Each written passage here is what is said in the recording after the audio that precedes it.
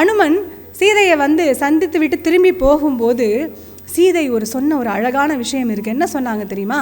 ராமர் என்னை தவிர ஒரு பொண்ணை தொடமாட்டேன் அப்படின்னு சொல்லியிருக்கிறாங்க. அதை மறக்காமல் அவருக்கு ஞாபகப்படுத்தி நல்லா சொல்லு அப்படின்னு சொல்கிறாங்க ஒரு பாட்டில். கம்பராமாயணத்தில் இருக்குது. என்னை கரம் பற்றிய வைகல்வாய் இந்த இப்பிறவிக்கு இருமாதிரை சிந்தையாலும் தொடேன் என்று செவ்வரம் தந்தவாறு திருச்செவி சாற்றுவாய் அப்படிங்கிறாங்க. இந்த சாற்றுதல்ங்கிறதுக்கு சத்தமாக சொல்கிறதுன்னு அர்த்தம். பறை சாற்றுதல் அப்படின்லாம் சொல்கிறோம்ல, அப்போ சத்தமாக போய் சொல்லுன்னு சீதை சொல்லி விடுறாங்க பாருங்கள். இதே கருத்தை ஒரு பெண் பாடுவதாகவும் ரொம்ப அழகாக ஒரு பாடலில் கொடுத்துருப்பாங்க கவிஞர். உங்கள் எல்லாரையும் மயக்கிய ஒரு பாடல் அது. காதல் சிறகை காற்றினில் விரித்து வானவீதியில் பறக்கவா, கண்ணில் நிறைந்த கணவனின் மார்பில் கண்ணீர் கடலில் குளிக்கவா. இப்போ கண்ணீர் சிந்துறோம் இல்லையா, நிறைய பேருக்கு நமக்கு இருக்குது. அழுறது நம்மளுடைய வீரத்திற்கு அழகல்ல அப்படின்னு நினைக்கிறோம். ஆனால் உண்மையிலேயே நண்பர்களே, கண்ணீர் தான் அன்பின் மொழி. நீங்கள்லாம் உணர்ச்சி வயப்பட்டு அழுபவர்களாக இருந்தால் பெருமையோடு எண்ணிக்கொள்ளுங்கள், உங்களுக்குள் இன்னும் மனிதாபிமானம் கடலளவில் ததும்பிக் கொண்டிருக்கிறதுன்னு. யாருக்கும் தெரியாமல் நம்ம அழ வேண்டிய அவசியம் இல்லை.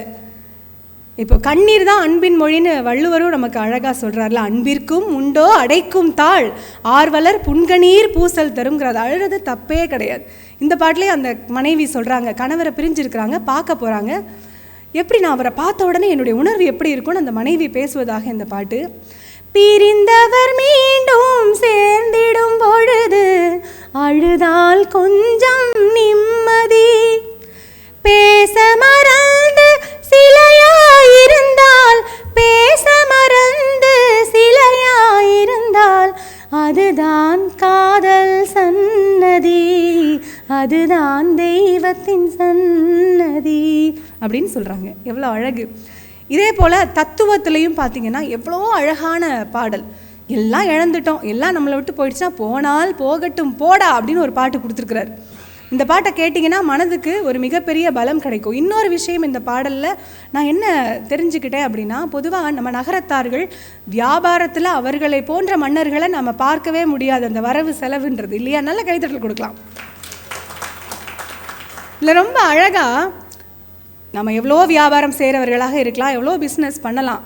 உச்சமாக வாழ்க்கையில் வரவுனா என்ன, செலவுனா என்ன, வாழ்க்கைனா என்னன்றதை இந்த பாட்டில் சொல்கிறாரு.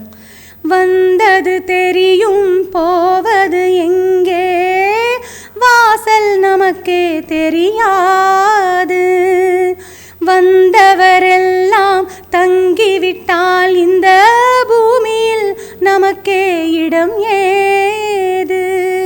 அடுத்து சொல்கிறாரு பாருங்க, வாழ்க்கையில் ஜனனம் என்பது வரவாகும், அதில் மரணம் என்பது செலவாகும். என்னன்னு பார்த்தீங்களா? எவ்வளோ அழகாக கவிஞர் உச்சமாக சொல்லியிருக்காரு பாருங்க. போனால் போகட்டும் போடா, போனால் போகட்டும் போடா, இந்த பூமியில் நிலையாய் வாழ்ந்தவன் யாரடா, போனால் போகட்டும் போடா. எத்தனை அழகு! இந்த மரணத்தை கூட ரொம்ப இயல்பாக எடுத்துக்கிற பண்பு நம்ம தமிழர்களுக்கு தான் உண்டு நண்பர்களே. ரொம்ப எளிமையாக நம்ம எடுத்துக்கிறோம். திருவள்ளுவர் சொல்கிறாரு, நெருணல் உளனொருவன் இன்றில்லை என்னும் பெருமை படைத்து இவ்வுலகுன்றாரு. அதாவது நேற்று இருந்தவங்க இன்றைக்கி இல்லை அப்படிங்கிறது தான் நம்ம வாழ்க்கையோட பெருமையாக.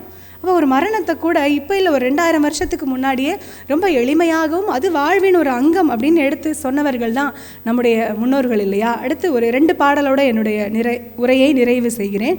ஒரு பெண்ணின் மனதை கவிஞரை போல துல்லியமாக எழுதினவங்க வேறு யாருமே நான் பார்த்தது கிடையாது. கண்ணிலே என்ன உண்டு கண்கள் தான் அறியும், கல்லிலே ஈரம் உண்டு கண்கள் அறியும், என் மனம் என்னவென்று என்னை அன்றி யாருக்கு தெரியும் அப்படின்னு எழுதுறாரு. அந்த பெண் எப்படிப்பட்டவளாம் பாருங்க. சேலைக்குள்ளாடும் மங்கையின் மேனி, மேனிக்குள்ளாடும் மனம் எனும் ஞானி. பாருங்க, ஒரு பெண்ணின் அந்த உடலுக்குள்ளும் ஒரு ஞானி இருப்பாங்களாம். ஆனால் அந்த ஞானி எப்படிப்பட்டவங்களாம்? ஞானியின் மனமோ ஆசையின் தேனி, ஞானியின் மன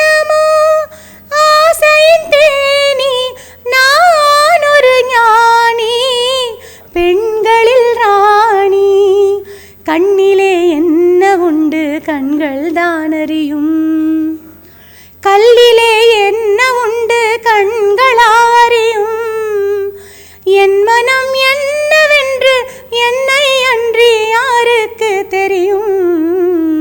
எவ்வளவு சூப்பராக எழுதியிருக்கிறார் பாருங்க. இதே போல் இன்னொரு சூப்பரான ஒரு பாடல், ரொம்ப ரொம்ப அருமையாக, கேட்ட உடனே நமக்குள்ள உற்சாகம் வரும் பெண்களுக்கெல்லாம்.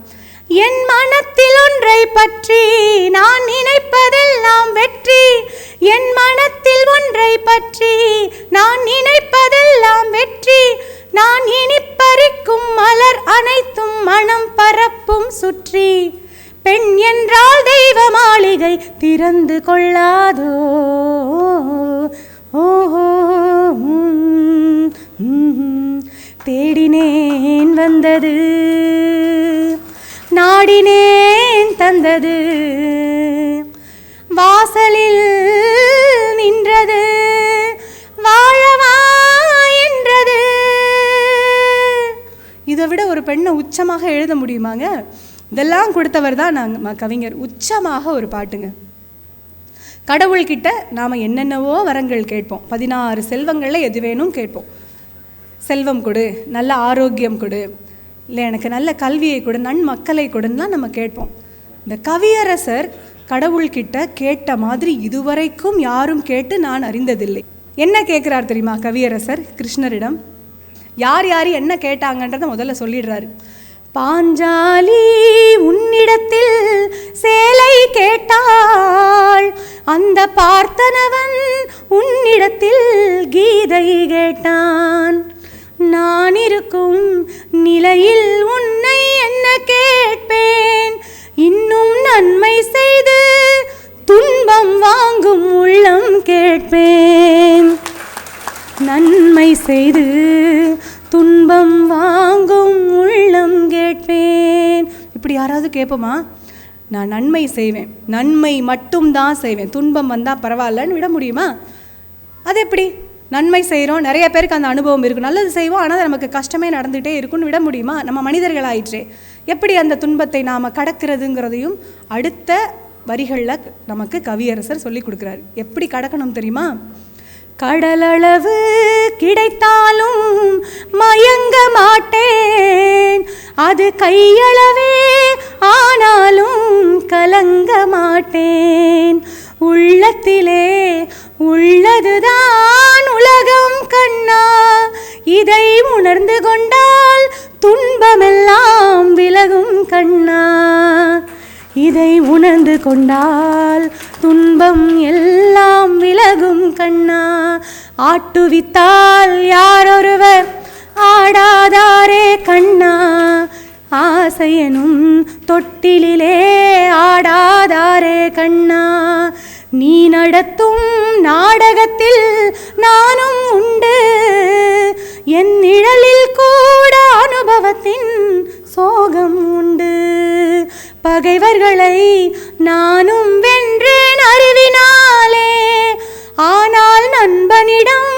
தோற்றுவிட்டேன் பாசத்தாலே, நண்பனிடம் தோற்றுவிட்டேன் பாசத்தாலே. இப்படி யாராவது நமக்கு சொல்லிக் கொடுக்க முடியுமாங்க? வாழ்வில் என்ன நடந்தாலும் நேர்மை தவறாமல், அறம் தவறாமல் நாம் வாழ்ந்தோன்னா நாம் வாழ்கிற வாழ்க்கை நமக்கு சுகத்தை தான் கொடுக்கும். கவிஞர் இறந்த போது அவர் கூட இருந்தவர்களை காட்டிலும் இன்றைக்கு சிறந்து கொண்டிருக்கும் போது நாம் எத்தனை பேர் அவரை கொண்டாடுறோம் பார்த்தீங்களா? ஒரு மனிதனுடைய வாழ்க்கை என்பது சொற்ப காலம்தான். ஒரு மனிதன் 70 ஆண்டுகளுக்கு வாழ்கிறான் அப்படின்னா அவன் வாழ்ந்த மொத்த நாட்களுடைய எண்ணிக்கையே 25,000 தாங்க. அப்போ ஒரு நொடியையும் அறத்தோடும் அன்போடும் நீங்கள் வாழ்ந்தீங்கன்னா எல்லாராலும் நீங்கள் விரும்பப்படுவீர்கள், நேசிக்கப்படுவீர்கள், கொண்டாடப்படுவீர்கள் என்பதுதான் நம்ம கவிஞர் நமக்கு சொல்லிவிட்டு போன வாழ்க்கைக்கான சாரம். இது 30க்கும் பொருந்தும் என்று நான் நினைக்கிறேன். நிறைவாக நான் அவருக்காக எழுதிய ஒரு கவிதையை இந்த மன்றத்தின் முன்பு பாடி நிறைவு செய்கிறேன். கண்ணின் மணியே கவியரசே, உன் வண்ணத் தமிழால் வளர்ந்தேனே, எண்ணும் பொழுதே இனித்திடுமே, நாவில் பண்ணும் பாட்டும் பெருகிடுமே, புகழும் பொருளும் உன்னாலே, மனம் மகிழும் நிலையும் உன்னாலே, திகழ் ஒளியும் தெளிவும் உன்னாலே, உயிர் அகலாய் சுடரும் தன்னாலே, கருணையின் காவல் நீதானே, உயர் கருத்தின் கருவும் நீதானே, வரியின் வடிவும் நீதானே, என் குரலின் கனிவும் நீதானே. காலை கதிராய் உன் பாடல், தேடும் மாலை மதியும் உன் பாடல். சுவாசம் உந்தன் தமிழன்றோ, அது துவேஷம் நீக்கும் அமிழ்தன்றோ. அன்பே தெய்வம் எனச் சொன்னாய், வாழ்வில் துன்பம் வரினும் துணிவளித்தாய். வம்பேதும் இன்றி வாழ்வதற்கு நெஞ்சில் நெம்புகோலென நேர்மை தந்தாய். தன்னலம் இன்றி வாழ்வதற்கும் பிறர் புன்னகை கண்டு மகிழ்வதற்கும் இரவா வரிகள் நீ தந்தாய். என்றும் மறவாது உன் புகழ் பாடுவேனே. கவியரசர் நமக்கு கொடுத்து விட்டு போன பாடல்கள் எல்லாம் வாழ்க்கைக்கு அறத்தை நாம் எப்படி போற்ற வேண்டும் என்பவற்றை சொல்வனவாக உள்ளன. ஆகவே நண்பர்களே, எப்போதும் அறம் தவறாமல் அன்பை துணையாக கொண்டு வழி நடப்போம், கவியரசரின் வழி வாழ்வோம் என்று கூறி இந்த நல் வாய்ப்பினை எனக்கு நல்கிய பெருமக்களுக்கெல்லாம் மீண்டும் ஒரு முறை என்னுடைய நன்றியை கூறி நிறைவு செய்கிறேன். வாழ்க தமிழ், வெல்க தமிழர், உயர்க ஓங்குக கவியரசரின் புகழ் என்றென்றும்.